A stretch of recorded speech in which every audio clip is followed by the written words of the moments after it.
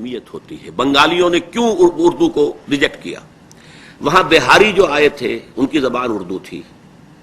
بنگلہ بچے کو جو ہے بنگالی بچے کو اردو سیکھنی پڑتی، لہذا انہیں خطرہ تھا کہ ہمارے نوجوان پیچھے رہ جائیں گے اور یہ آگے نکل جائیں گے.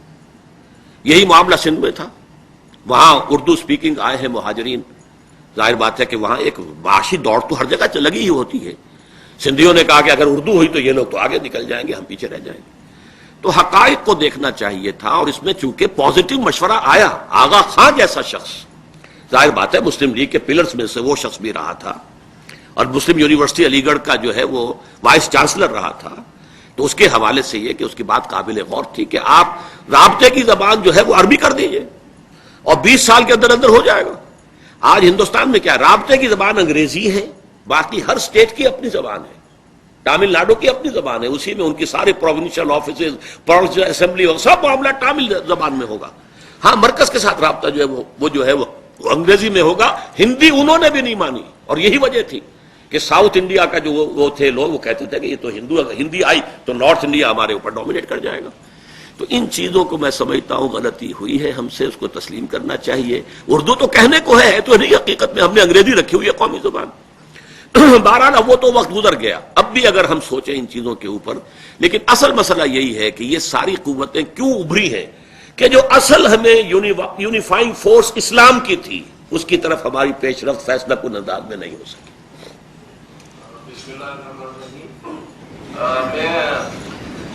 ذرا اپنا تعارف بھی کرا دیے تاکہ سب حضرات کے علم میں آ جائے.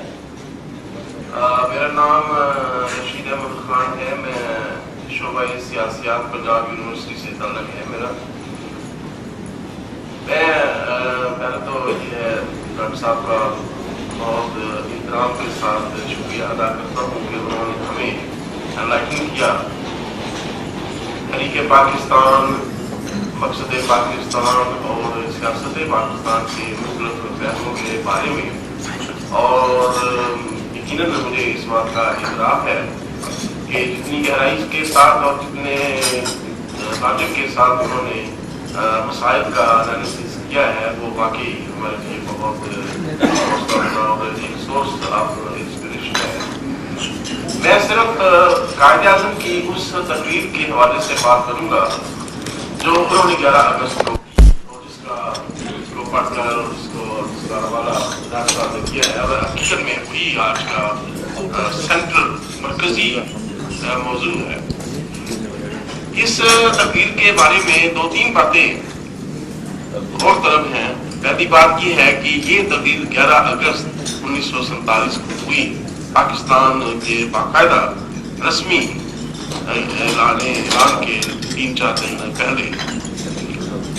اس وقت کئی باتیں ایسی ہو چکی تھیں جو کہ قائد اعظم کی توقعات اور امیدوں کے خلاف تھیں، اور جس سے قائد اعظم لازمی طور پر متفق تھے.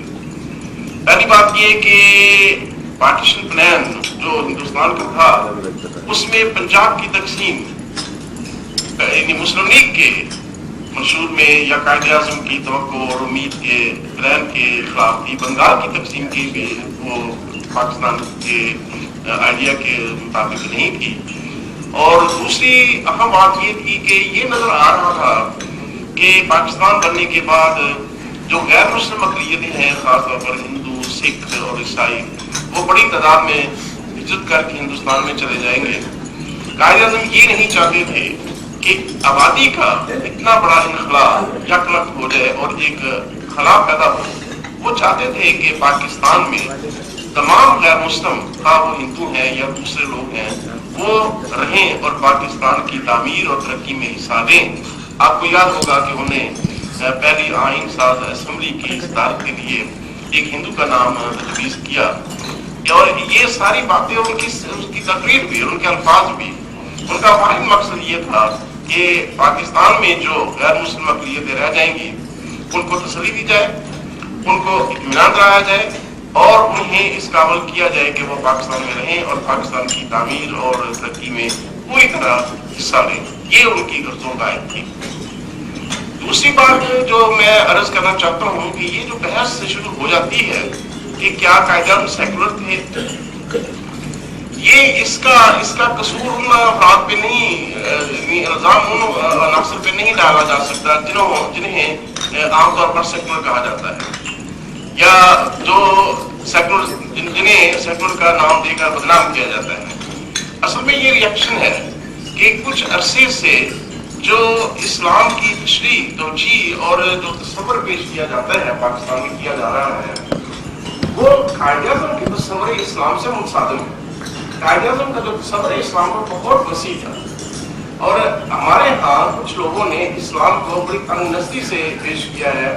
جب وہ تنگ نظری سے اسلام پیش کر کے اپنے اسلام کو اس ملک کی سیاسی نظام پر مسترد کرنا چاہتے ہیں تو ایک رد عمل پیدا ہوتا ہے، اور اس رد عمل کے طور پر یہ بحث شروع ہو جاتی ہے۔